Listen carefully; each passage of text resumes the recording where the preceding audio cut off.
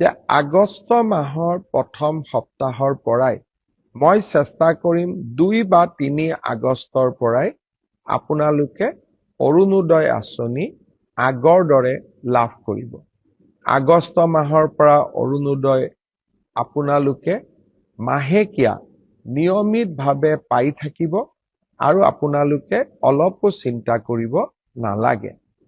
সেই ধৰণে আমি যিটো কম দামত চেনি বা দাইল দি আছিলোঁ, সেই আঁচনিখনো আমি আগষ্ট মাহৰ পৰাই আৰম্ভ কৰিম। অৱশ্যে আমি ইয়াক অকণমান নতুন ৰূপত লৈ আহিম। সেই বিষয়ে আমাৰ পূৰ্ণাংগ বাজেটত আপোনালোকে শুনিবলৈ পাব। নিযুত মইনা, নিযুত বাবু, এই প্ৰত্যেকবোৰ আঁচনি, জীৱন প্ৰেৰণা, এই প্ৰত্যেকবোৰ আঁচনি আমি আগষ্ট মাহৰ পৰা আৰম্ভ কৰিম। বহুতে মোৰ ফেচবুকত প্ৰশ্ন সোধে, মামা জীৱন প্ৰেৰণা কেতিয়া পাম, নিযুত মইনা কেতিয়া পাম?